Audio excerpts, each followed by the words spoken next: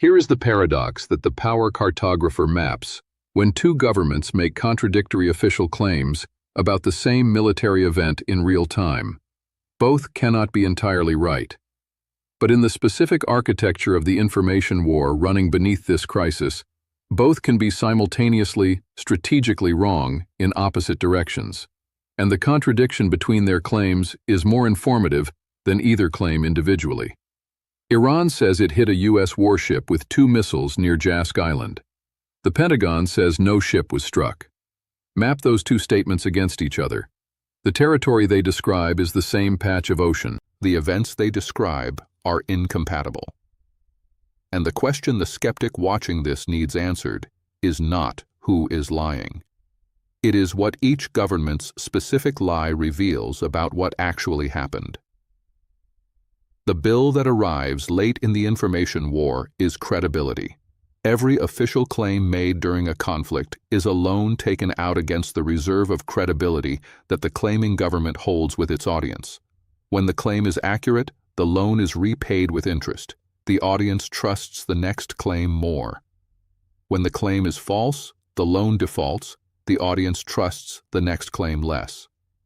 Two governments making contradictory official claims about the same military event have both taken out claims loans simultaneously. One of those loans is about to default.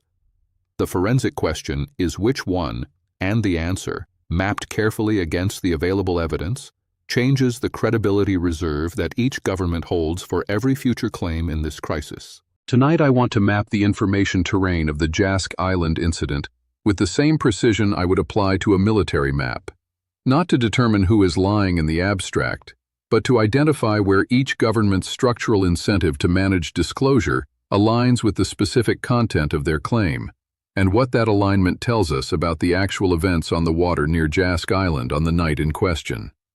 I map information terrain the same way I map strategic territory, by identifying the incentive structures that explain behavior, the institutional mechanisms that produce specific kinds of claims, and the independent data sources that can be used to triangulate the truth between competing official narratives. The Jask Island incident is the most contested single event in this crisis so far. Map it carefully, and it reveals more about both governments' information management postures than about the incident itself. Let me show you the map. One sentence. The contradictory claims about the Jask Island incident reveal that Iran struck something in the proximity of a U.S. naval asset, and the Pentagon is managing disclosure of the extent and nature of that strike. And the specific way each government's claim departs from the independently verifiable record is the forensic key that changes the credibility architecture of every future official statement in this crisis. Start with the structural incentive map, because understanding why each government would say what it said is the prerequisite for assessing whether what it said is true. This is not cynicism. It is the basic analytical methodology of any serious forensic examination of official claims in wartime. Iran's structural incentive. The new supreme leader declared victory from hiding in the video we analyzed previously. That declaration created a specific domestic political expectation that the Islamic Republic's military capacity would demonstrate itself in a concrete way. A missile strike on a U.S. warship is the most powerful possible demonstration of that military capacity. It is also the specific action that the IRGC has argued for since the Marine boarding operation, the direct, symmetrical military response that mirrors the form of the American action while demonstrating Iranian reach and precision. The structural incentive for Iran to claim a successful missile strike on a U.S. warship is maximum, regardless of what actually happened to the missiles. The United States structural incentive, a U.S. warship struck by Iranian missiles, is a threshold event. It is the specific scenario we identified in the earlier video, Scenario 3, in which the IRGC escalation that the diplomatic track was preventing succeeds, producing a direct military confrontation between Iranian and American assets. A confirmed hit on a U.S. warship produces domestic political pressure for military retaliation that the administration may not be positioned to manage on its preferred timeline. It triggers the War Powers Act clock in ways that constrain executive decision-making. It creates a precedent that Iranian missiles can hit American ships, which changes every subsequent threat calculation in the theater. The structural incentive for the Pentagon to deny or minimize a confirmed hit is significant, regardless of what actually happened to the missiles. Map those two incentive structures against each other. Both governments had strong reasons to say what they said, independent of what actually happened. That fact does not determine what happened, but it does establish that the official claims are not reliable as primary evidence. They are data points about incentive structures, not about the event. Now, map the independent evidence sources that can triangulate between the competing claims, because this is the forensic methodology that the coverage is not applying with sufficient rigor. Satellite imagery. Commercial satellite operators, including Planet Labs and Maxar Technologies, maintain near-continuous coverage of the Persian Gulf and the approaches to the Strait of Hormuz. The sea area near Jask Island, off the southern coast of Iran, at the entrance to the strait, is strategically significant enough to be monitored. Post-event satellite imagery of the location of any U.S. naval asset in the area at the time of the claimed strike would show vessel positioning, any surface damage, and the presence or absence of rescue or damage control activity. Curious. The availability of that imagery to the public is controlled by the companies, which operate under arrangements with the U.S. government that include the ability to restrict imagery of specific areas during sensitive operations. The specific decision about whether to release or restrict post-event imagery of the Jask area is itself a data point. Signals intelligence indicators. A missile strike on a U.S. naval vessel produces a specific electromagnetic signature. Damage control communications, medical emergency transmissions, alterations in the vessel's communication posture. The commercial signals intelligence market, which tracks naval radio frequency emissions, provides an independent data source that has no institutional interest in the outcome of the claims dispute. Anomalies in U.S. naval communication patterns in the hours following the claimed strike, compared to baseline patterns for vessels in the same area, would be consistent with either a hit or a near miss that required damage assessment. Ship movement data, automatic identification system tracking, the maritime equivalent of aircraft transponders, provides a publicly available record of vessel positions and movements. U.S. naval vessels operating in contested areas frequently disable or spoof their AIS signals, but the absence of a vessel from AIS tracking in a specific area, combined with the absence of the vessel from its previous logged position, provides indirect evidence of what happened. Open-source researchers who track naval movements systematically have access to this data and have been applying it to the Jask incident since the claims were made. The convergence of these three independent data sources, satellite imagery availability decisions, signals intelligence anomalies, and ship movement data gaps, is the forensic map of the incident. None of them is definitive individually. Together they triangulate a territory that is different from either official claim. The specific territory they map is consistent with the hypothesis that Iran struck something in the proximity of a U.S. naval asset, not necessarily a confirmed hull hit, but contact sufficient to produce a defensive response that the Pentagon does not want to publicly characterize as a successful Iranian missile strike. Now map Jask Island's strategic geography, because the location was not chosen randomly, and understanding why this specific location was selected tells you something important about the nature of the Iranian action. Jask Island sits at the eastern entrance to the Strait of Hormuz in Iranian territorial waters, approximately 100 kilometers from the strait's narrowest point.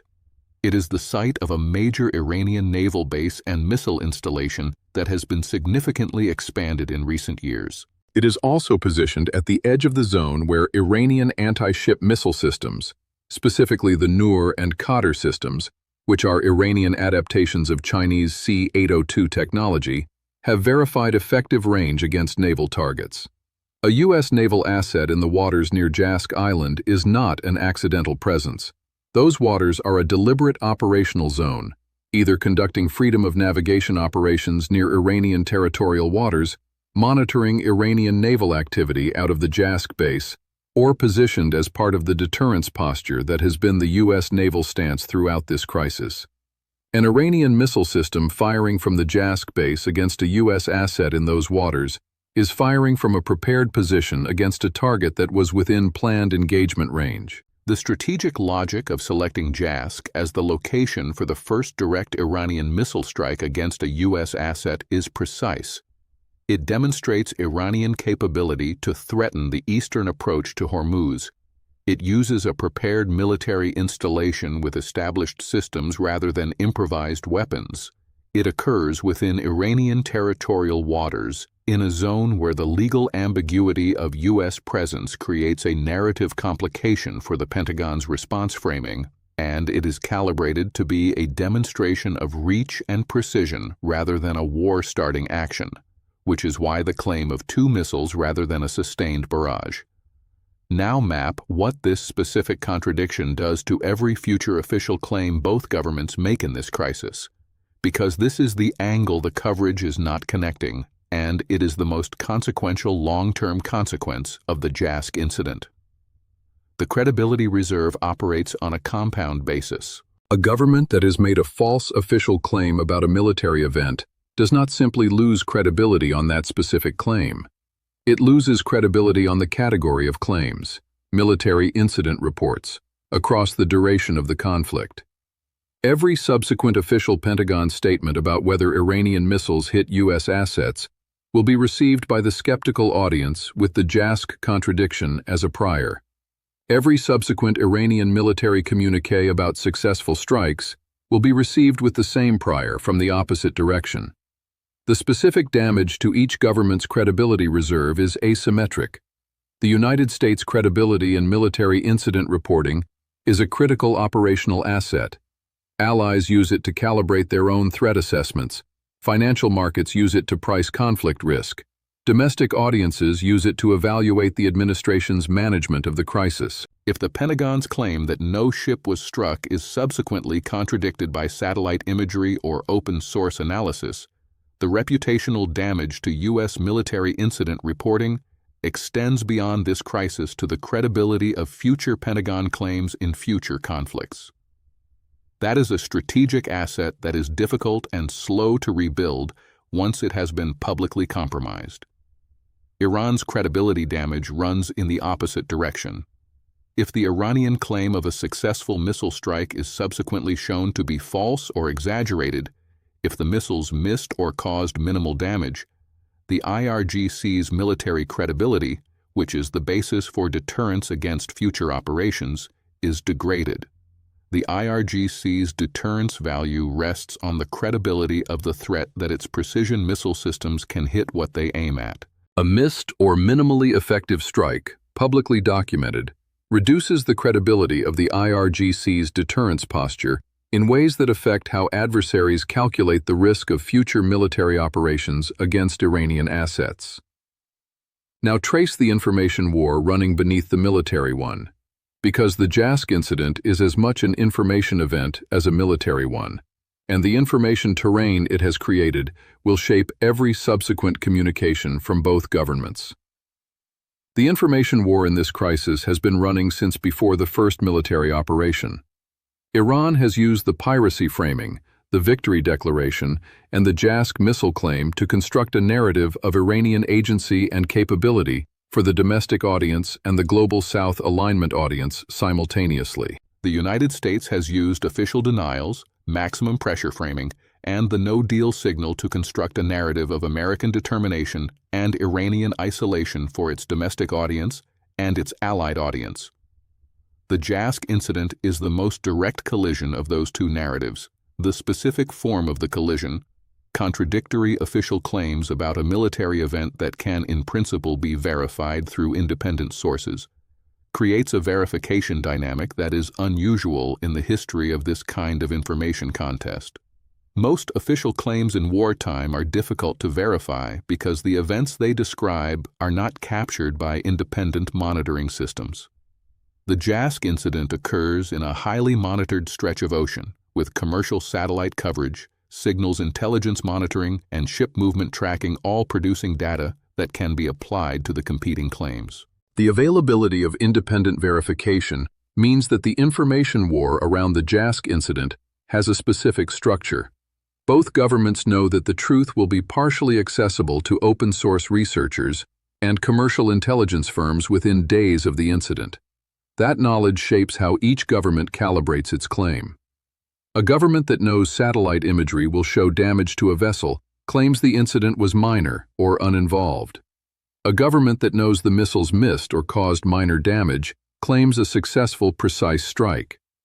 The calibration of the claim is designed to be as far from the verifiable truth as the claim can be, while remaining within the range of claims the audience will accept as plausible. The bill that arrives late in this specific incident is the credibility bill, paid not in the immediate news cycle, but in the cumulative erosion of the information architecture through which both governments communicate with their citizens and their adversaries. The Jask incident is not the first false or misleading official military claim in this crisis. It will not be the last, but it is the first one that has produced a direct, public, real-time contradiction between two governments about a specific military event that both claim to have witnessed. That direct contradiction is a structural change in the information environment. Prior to the Jask incident, the two governments were operating in separate information ecosystems, each making claims for its own audience, with limited overlap in the audience that received and evaluated both sets of claims simultaneously. The Jask contradiction has produced a single event that both audiences are evaluating simultaneously, with access to independent verification tools in real time. That is new. And it creates a standard, the expectation that future military claims can and will be cross-checked against independent sources that will apply to every subsequent incident in the crisis. The information terrain after Jask is more contested, more monitored, and more subject to independent verification than the terrain before it.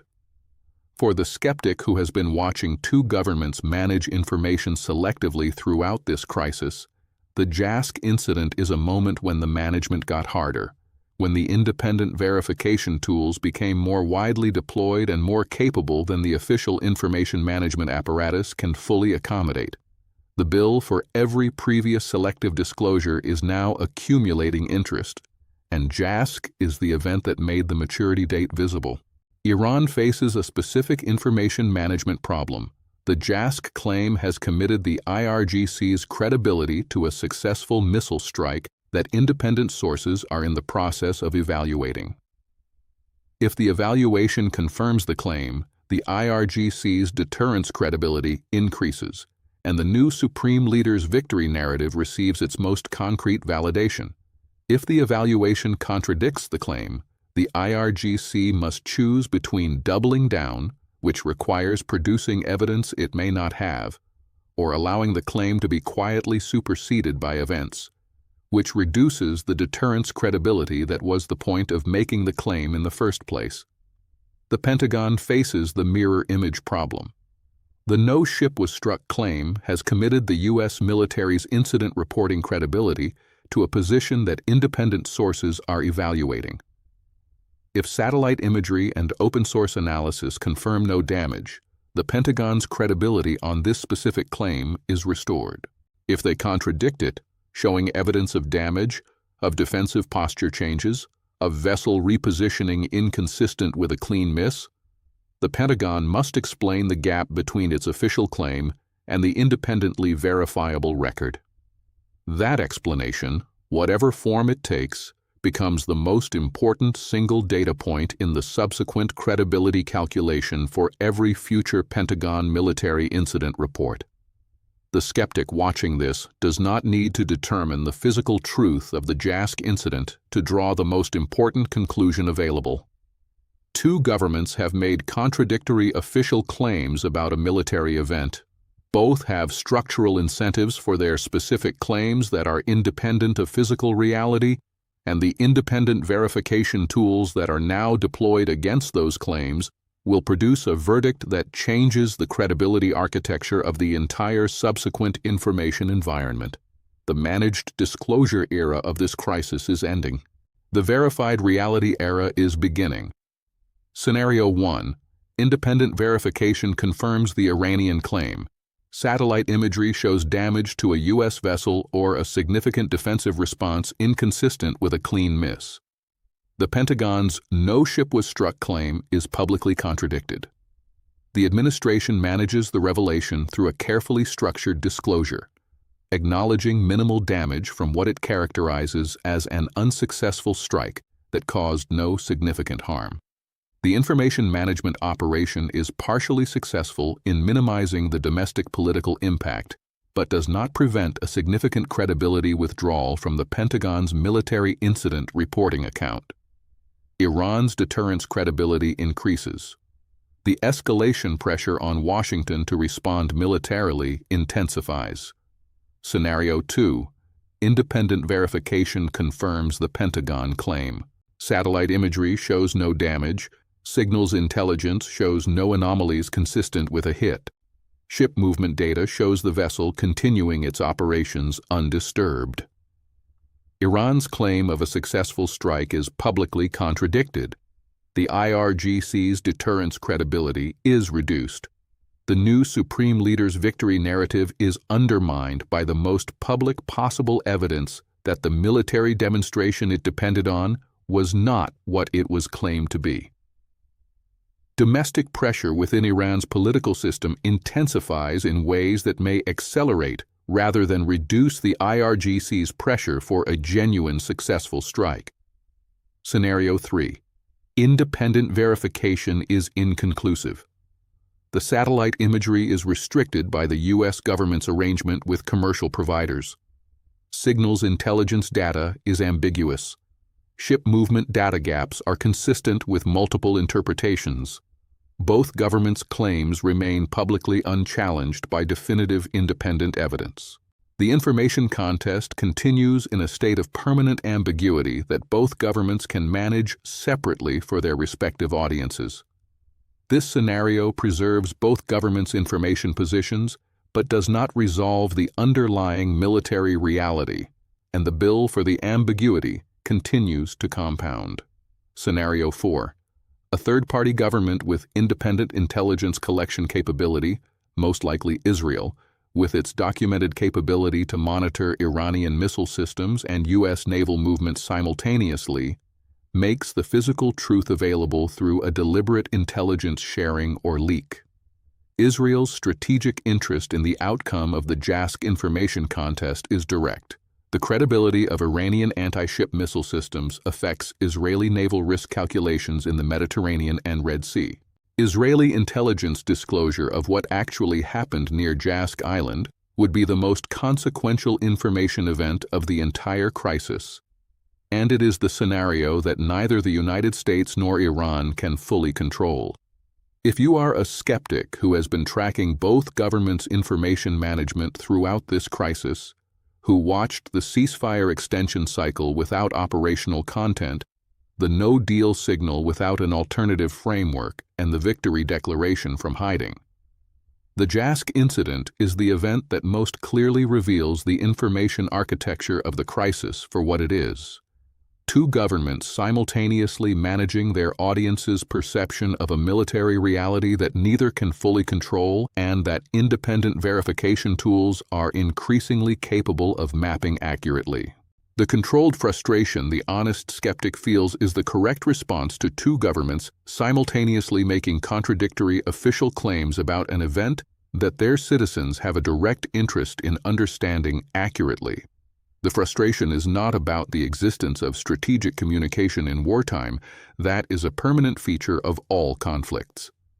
It is about the specific gap between the scale of the event, missiles fired at U.S. warships in international waters, and the quality of the information provided to the citizens who fund the military, pay the economic costs of the conflict, and will bear the consequences of whatever escalation results. The Jask incident has made the information terrain of this crisis more navigable for anyone willing to apply independent verification tools, rather than relying on official claims. That is not comfortable for either government. It is useful for everyone watching this crisis and trying to understand what is actually happening on the water near one of the most strategically important straits in the world. Let me draw the final map. Iran says it hit a U.S. warship with 2 missiles near Jask Island. The Pentagon says no ship was struck. The power cartographer maps not the physical event, which independent verification will eventually clarify, but the information terrain that the contradiction has created. Iran struck something in the proximity of a U.S. naval asset, and the Pentagon is managing disclosure of the extent and nature of that contact. The specific calibration of each government's claim, Iran claiming more than the evidence may support, the Pentagon claiming less, is itself a map of the physical event within the range that each government's information management apparatus could plausibly defend. The credibility bill that this contradiction has generated is the most significant financial instrument in the information war so far. It will be paid by one government or both when independent verification produces its verdict. The payment will be made not in the immediate news cycle, but in the cumulative credibility reserve that each government holds for every subsequent claim. Jask Island is the event after which every future Pentagon military incident report and every future IRGC military communique will be evaluated by a more skeptical, more independently equipped audience than evaluated any previous claim in this crisis. The information war is no longer manageable at the level it was manageable before Jask. The independent verification tools are deployed, the open-source intelligence community is active, and the commercial satellite and signals intelligence market has assets over the relevant sea area. The era of managed disclosure, in which each government's information apparatus could control the information environment for its domestic audience without significant independent challenge, has ended. What replaces it is a more contested, more verified, more publicly accountable information environment that will apply to every military and diplomatic claim both governments make from this point forward. Here is the question I want you to sit with. If you had access to all 3 independent verification sources, the satellite imagery, the signals intelligence anomalies, and the ship movement data, and the evidence was ambiguous rather than definitive, what specific additional piece of evidence would be most decisive in determining the physical truth of the Jask incident? Not what you want to be true. What single piece of evidence, if you had it, would change your assessment most significantly? Leave your answer in the comments. The most forensically precise responses I will read in the follow-up.